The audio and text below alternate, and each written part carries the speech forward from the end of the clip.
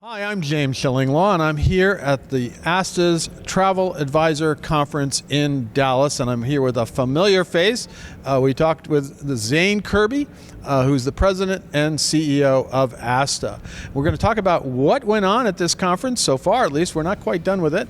There are two big things that happened here, and in fact, a big surprise, and we're going to talk about that and a whole lot more on Insider Travel Report. Now, Zane, first off, congratulations on this conference. It's been amazing so far. You got about 1,500 people here, right? Yeah, it's really been unexpected to grow this quickly, this fast.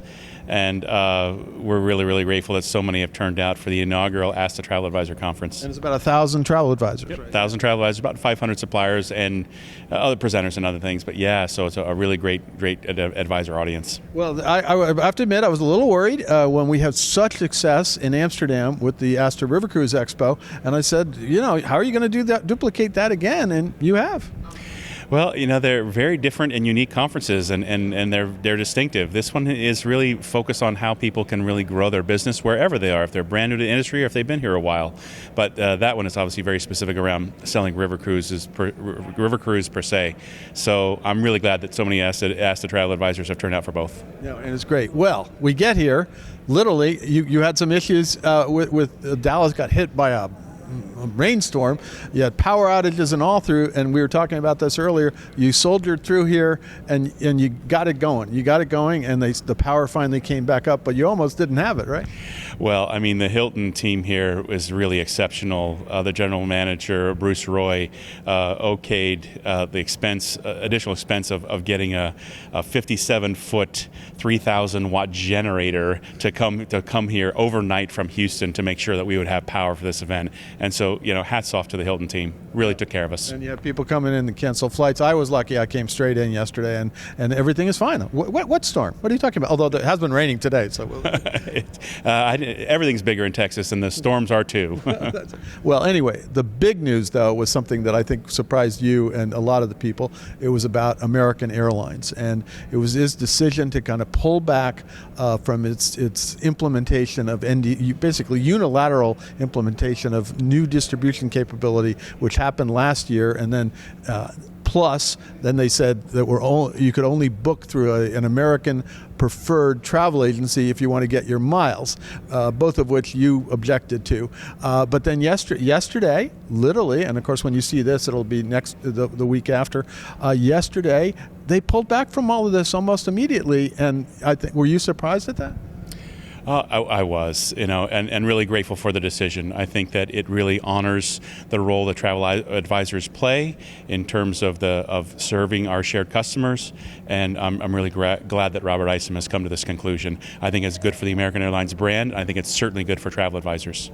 And when you and I were out in Holland on the river cruise together, that's when you decided to implement a lobbying campaign called Save Our Miles, because the idea was that people could not get miles if they didn't book through what was amorphously called a preferred American travel agency that we didn't even know what that meant. But that lobbying campaign, which you went out to congressmen, to the public, got it out, that worked pretty good. I think it worked out really well. It certainly brought attention to the idea that there was going to be this two-class system of customers at American Airlines. One of them was going to get miles, and one of them wasn't going to get miles. And it didn't have anything to do with the price of the ticket. It wasn't like they weren't offering miles for maybe their lowest class of service or their bargain basement prices. You just weren't going to be able to get miles based on where you bought the ticket, and it was very confusing to consumers. And we wanted to certainly highlight for lawmakers here in Washington.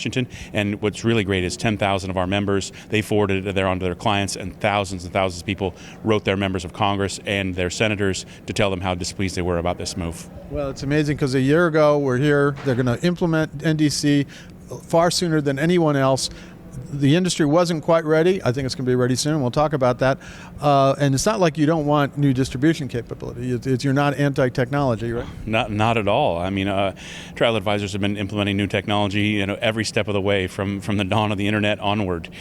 We just want it done in a responsible way so that advisors have a fair chance to serve the traveling public, particularly on the corporate travel side, in a responsible way. And so we really look forward to working with American Airlines to implement NDC on a timeline that works for not only American Airlines but also the channel partners that are really working hard to efficiently distribute American Airlines product. Yeah, and actually, up until a little over a year ago, you were working well with American and all the other airlines as you continue to do so. Then a new team came in or was put in charge at American, and they decided that they were going to go NDC no matter what, and they started doing things that were not really pro-travel advisor at all.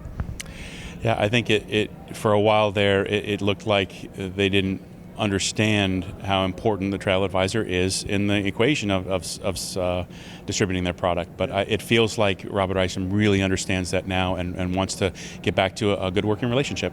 Well, he also changed his team, so we're not going to talk about that, but the people that were involved are no longer there. Sadly, there were a lot of people that were affected in the last year at American Airlines for their corporate sales units and everything else. So, what's the future now? Where are we going with NDC? Yeah, that's really, again, the news is 24 hours old, so I think there's a lot of questions to be answered. What I wrote to my contacts at American Airlines and said, would you mind putting out a statement saying that people will earn their miles regardless of where they book? And they made plain that they made that statement already yesterday. So we're going to go ahead and push Mr. Isom's statement out to make sure that everyone knows, and would really be grateful to you and others to get the word out that it doesn't matter where you book, you're going to earn your miles on American Airlines regardless. And you actually offered an opportunity to Mr. Isom to come here and actually tell all the travel advisors, but unfortunately he couldn't take that opportunity here, right? Yeah, it would have been great timing. I know he's out of town, but they're right down the road. But yeah, it would be great for him to come and again, really applaud his move, and really I think he's done a great job for his brand starting yesterday, and we'd love to get him to come and talk to travel advisors about plans that he has, because you're right, there's a lot of things that are still uncertain. Well, next year, another chance. I hope sooner than that. I hope.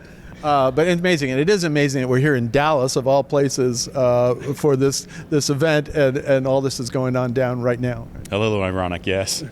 Now, before that American announcement, there was another thing you were going to focus on, Verified Travel Advisor. That's a program you started a few years back. You've been ramping up. You've made some real big changes to that program, and really trying to bring it to the forefront to make sure people know who is a verified travel advisor as per ASTA, right?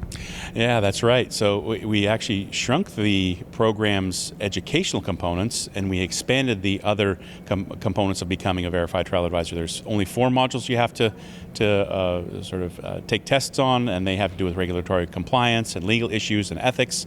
And then you have to be able to prove demonstrated sales and demonstrated time in the industry. And if you have those things, then you can be a verified travel advisor. The exciting thing is that ASTA, a little later this year, and we're demoing our new Travel Advisor Finder product here tomorrow.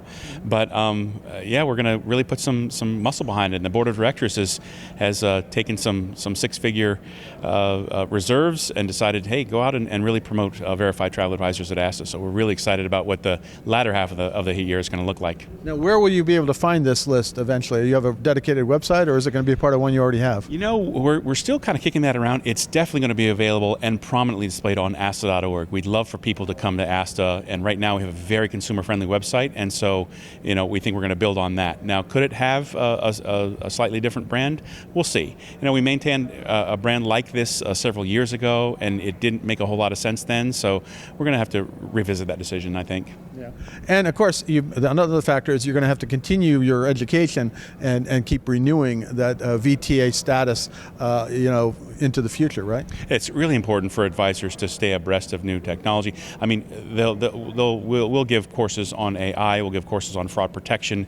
We're going to obviously continue our work in negotiations and phone etiquette, those type of things. But it's really important for advisors to have to recertify. Now, the VTA the period is 2 years, and then after a 2-year period, you have another 2 years in order to recertify. So it's not like something you have to do a lot for every day, but it is something that you're going to have to pay attention to. And of course, then the other factor with VTA is that you really how many do you have now? You about 1,500, I think. 1,500 VTAs now. We'll probably get another 75 tomorrow after they finish their test, and then we're hopeful that by the latter half of the year we'll have doubled the number. And I asked this to you earlier during the press conference. I mean, are you going to have and you said no, but are you going to have everybody has to be a VTA if they're a member of ASTA, right? No, we didn't want to draw the line there, James. I think it's important for anyone who sells travel to be able to support the trade association that speaks on their behalf and with one voice. Now, the requirements for VTA are that you have to be in the industry 2 years and have at least $500,000 of sales per year, or be in the industry 5 years and have $250,000 in sales per year. So we didn't think that actually making that a membership requirement was wise at this time. Sure. And of course, I couldn't let you go without talking about one issue, because there was another organization that was a certification organization, continued to be there, the Travel Institute. And a lot of some of what you're doing are sort of reminded me of what they do in terms of continuing education. Is there any chance that you guys can get together and kind of talk this over and try to get maybe all of their people VTAs? We've worked with the Travel Institute, have a tremendous amount of respect for them, but at this time we're really going to pursue our own path. Okay, so you went your own path, and you did the last year when you started this. So I just hope at some point the two of you can get together and get, because I'm a CTC, and a lot of people are, and they do have some good educational programs. So we'll see what happens there. Now, what's to come now? You're proceeding the next big event. Well, you have your Caribbean event coming this fall, right? Yeah, I have a Caribbean event in the fall. We also have our Legislative Day, which is our signature event for the year, where we bring in advisors from all 50 states to come and meet with their members of Congress. That'll be in the mid-September, and then we have our Masters style event over in Maui this year. Have a golf tournament there. So for the Legislative Day, what are the big issues that you're going to be hitting there? It really depends. We decide on the actual issues that we're going to advocate for a few weeks prior to the event itself, because things move in Congress sometimes very slowly, but then sometimes also really, really quickly. My sense is that if we don't have resolution on refunds, because we know that's going to go into effect October 27th, the new DOT rules. If we don't have a legislative or regulatory fix, and by regulatory fix I mean Secretary Buttigieg sets rules out that Congress has directed him to do. If he doesn't do it in a timely manner, we'll certainly be working on that, because we cannot have advisors reaching into their own pockets to give airline refunds and waiting for the airline to reimburse them. That's unacceptable, and so if that has not resolved itself by September, we're certainly going to make that priority one. Well, it's huge. I mean, because if advisors and travel agencies have to do that, they're not the keepers of the cash. It's the airlines. They've already forwarded the money on, so why they would be asked to give it back when they don't have it anymore is beyond me. I know you tried to get an amendment to the FAA rules to try to make sure that happened, but it didn't happen, and maybe it will at some point. Senator Paul did put an amendment forward, which we're really, really appreciative of. It would have restored the House language that passed the U.S. House of Representatives last year.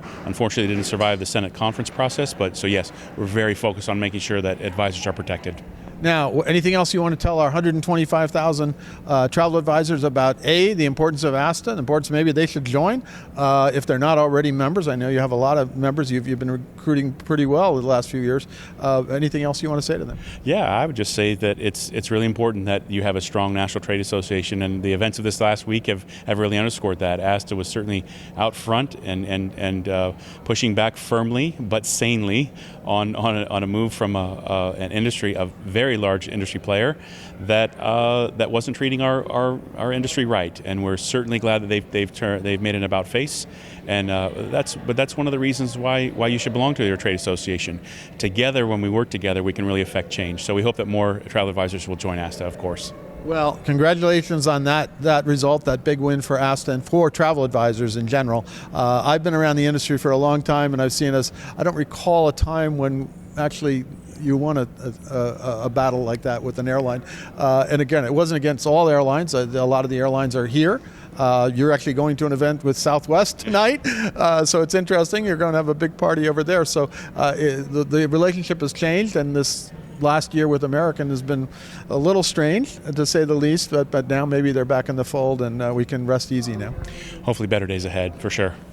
Zane, again, good to see you. As always, thank you for inviting me here. We had a great time on the rivers of Europe earlier, and now we're having a great time here in Dallas. It's great to see you, James. Thanks. I'm James Schillinglaw, and this is Insider Travel Report.